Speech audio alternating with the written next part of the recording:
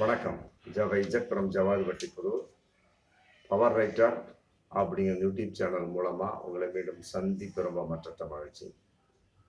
அத்தோட எங்கள் சேனலை சப்ஸ்கிரைப் பண்ணுங்கள், பெல் பட்டன் அழுத்த மறந்துடாதீங்க.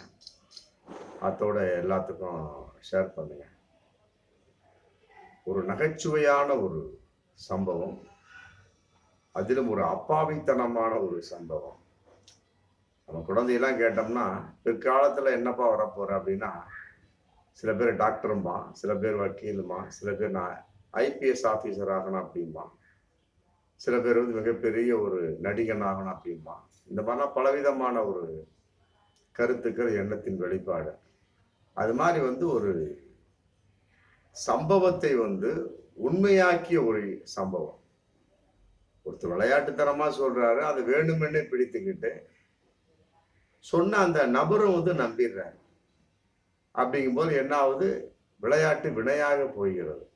பீகார்ல ஜமுய் மாவட்டம் அப்படிங்கிறது வந்து மிதிலேஷ் குமார் அப்படிங்கிற ஒரு பையன், ஏகதேசம் ஒரு 18 வயசு பையன், அவ்வளவுதான்.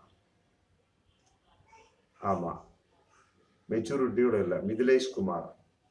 அந்த பையனுக்கு வந்து ரொம்ப நாளா ஒரு ஆசையா, நான் வந்து ஒரு ஐபிஎஸ் ஆகணும் அப்படின்னு சொல்லிக்கிட்டே தெரிஞ்சிருப்பாரு போல இருக்கு. அதன் அடிப்படையில் வந்து அவருடைய நண்பர் மனோஜ் சிங் அப்படின்னு ஒருத்தர் இருக்கிறார், அவர்கிட்ட சொல்லியிருப்பாரு போல இருக்கு.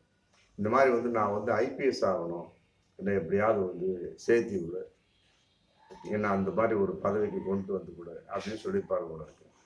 உடனே மனோஜ் சிங்கும் ஒரு வெகுளித்தனமா சொன்னாரா இல்ல விளையாட்டுத்தனமா சொன்னாரா, வேண்டுமென்றே சொன்னாரா அப்படின்னு தெரியல. எந்த பக்கம் விளையாட்டு எந்த பக்கம் நகைச்சுவைன்னு சொல்லவே முடியாது. அப்படி ஒரு சம்பவம் அது. மனோஜ் சிங் என்ன பண்ணா, அப்படியா, ஒண்ணும் கிடையாதுப்பா, ஒரு 2 லட்சம் ரூபாய் செலவாகும், அவ்வளவுதான், வேற ஒண்ணும் கிடையாது, பணத்தை கொண்டாந்து கொடுத்துட்டு அவனே ஐபிஎஸ் ஆக்கிறேன் அப்படின்னு சொல்லிட்டு சொல்லிடுறாரு. இவரு என்ன பண்றாரு, மிதிலேஷ் குமார் ரொம்ப கஷ்டப்பட்டு 2 லட்சம் ரூபாய அடிச்சு பிடிச்சு சேர்த்தி கொண்டாந்து கொடுத்துட்றாரு. கொடுத்தவொடனே இவர் என்ன பண்றாரு, மனோஜ் சிங் நேரா போறாரு.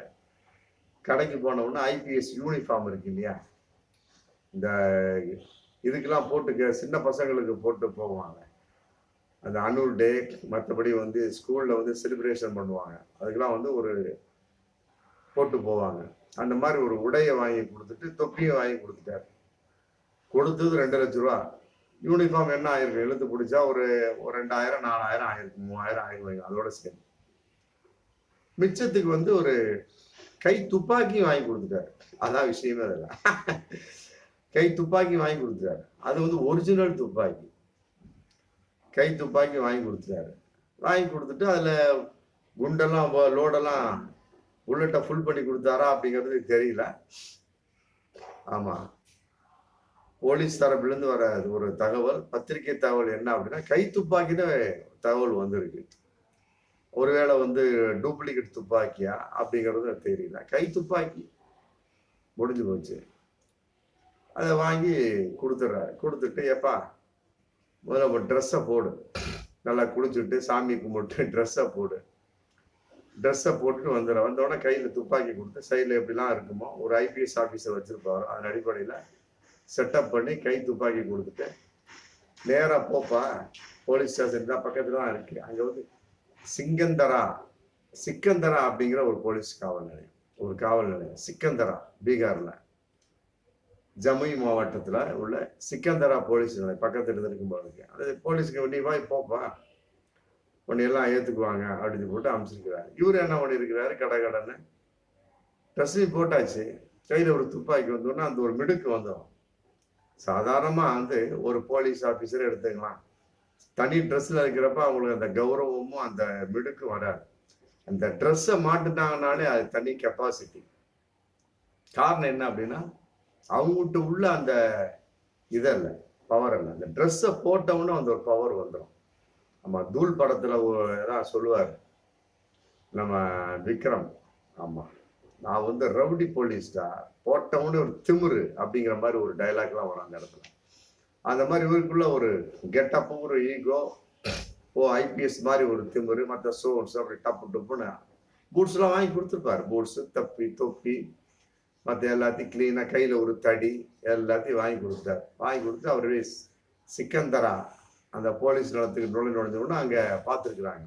போலீஸ் ஆஃபீஸர்லாம் வந்து ரொம்ப ஆச்சரியம், என்னடா அது ஒரு ஆஃபீஸர் உள்ள நுழையிறாரு அப்படின்னு பார்த்த உடனே எல்லாம் அனைவரும் எந்திரிச்சு நின்றுப்பாங்கன்னு நினைக்கிறேன். ஆமாம், அது என்னன்னு தெரியல, எந்திரிச்சு நின்றாங்களா அப்படிங்கிறது தெரியல. சிக்கந்தரா போலீஸு எல்லாம் எந்திரிச்சு நின்றாங்களான்னு தெரியல. வாப்பா வாப்பா என்னப்பா அப்படின்னு கேட்டோன்னே இந்த மாதிரி நான் ஐபிஎஸ் ஆஃபீஸர் வந்திருக்கேன்னு போட்டு மிதிலேஷ் குமார் சொன்னாராம். சொன்ன உடனே எல்லாத்துக்கும் ஆச்சரியம், என்னடா அது ஐபிஎஸ் ஆஃபீஸர் நமக்கு வந்து தகவல் வரும், இந்த மாதிரி உங்கள் போலீஸ் ஸ்டேஷனுக்கு ஐபிஎஸ் ஆஃபீஸர் வர்றாரு, அதுக்கு என்ன ஏற்பாடு பண்ணிக்கிங்க, பொறுப்புக்கு வர்றாரு, மற்றபடி சோ செக்கப்புக்கு வர்றாரு, மற்றபடி எதுக்கோ வர்றாரு, விசாரணைக்கு வர்றாரு அப்படின்னு ஒரு தகவல் வந்துடும் யாராக இருந்தாலும்.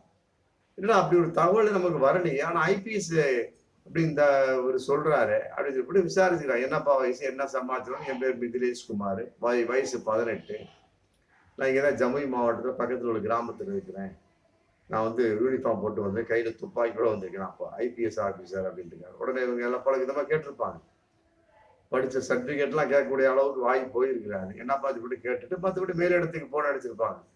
இந்த மாதிரி ஒருத்தர் வந்திருக்கிறாருங்க 18 வயசுல மிதிலேஷ் குமார் அப்படின்னு, ஐபிஎஸ் ஆஃபீஸர் சொல்லிட்டு வந்திருக்கிறாரு அப்படின்னு கேட்டிருப்பாங்க. இல்லாட்டி அவங்களுக்கு சந்தேகம் வராது.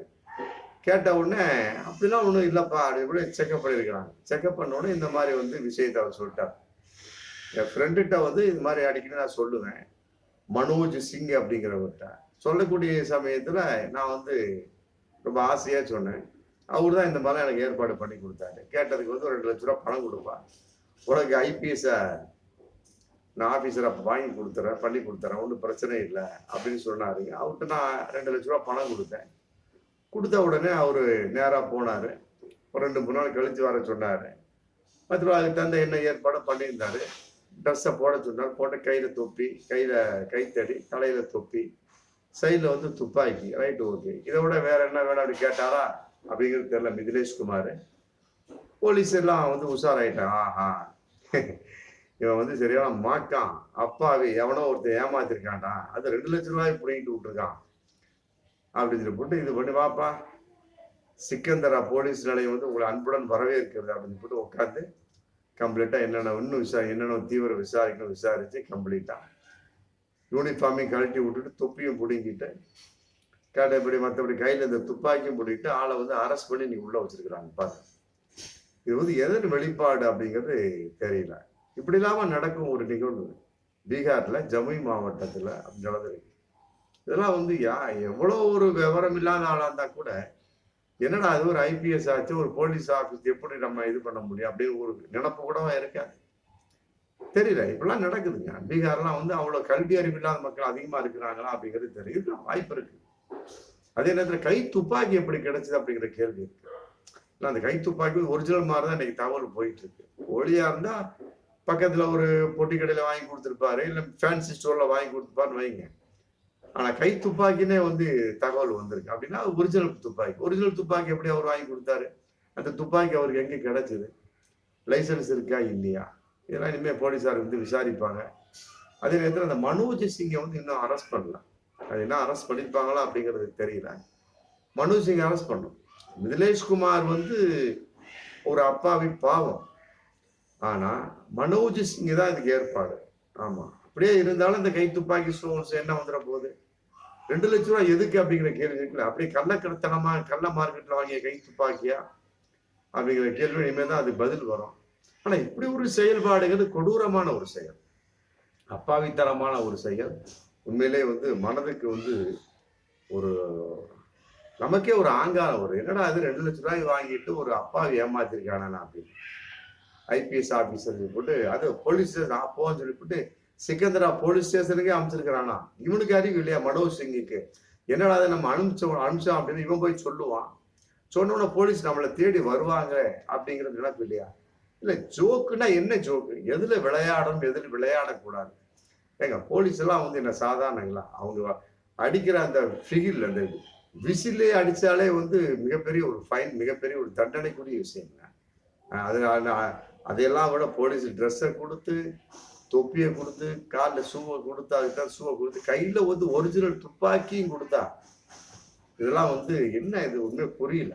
பீகார்ல அவ்வளோ படிப்பறிவு இல்லாத முட்டாள்தனமான, மற்றபடி பொது அறிவு இல்லாத மக்கள் அவ்வளவு இருக்கிறாங்களா அப்படிங்கிற மிகப்பெரிய ஒரு கேள்விக்குறிதான் இதுல வருது. ஆமா, மனோஜ் சிங்கா ஆகட்டும், மிதிலேஷ் சிங்கா குமார் ஆகட்டும், உண்மையிலே வந்து எதற்காக செய்தார்கள்? மிதிலேஷ் குமார் எதனால் உடன்பட்டார்? மனோஜ் சிங் எதன் அடிப்படையில் வந்து அதன் அடிப்படையில செஞ்சாரு? போலீஸ்காரர்கள் கண்டுபிடிக்க மாட்டாங்க விட்டுட்டாரா? இந்த ஆள் போனான்னா பின்னாலே போலீஸ் வருவாங்களா அப்படிங்கிற அந்த அறிவு மனோஜ் சிங்குக்கு இல்லையா? இதுக்கெல்லாம் என்ன காரணம்? ஒண்ணுமே புரியல. டோட்டலா சொல்ல போலாம், பொது அறிவு இல்லாதத்தனம், படிப்பறிவு இல்லாதத்தனம், கல்வி அறிவு இல்லாதத்தனம், அதான் சொல்ல முடியும். வேற என்ன சொல்ல முடியும்? பார்ப்போம் மீண்டும் அடுத்த வீடியோ.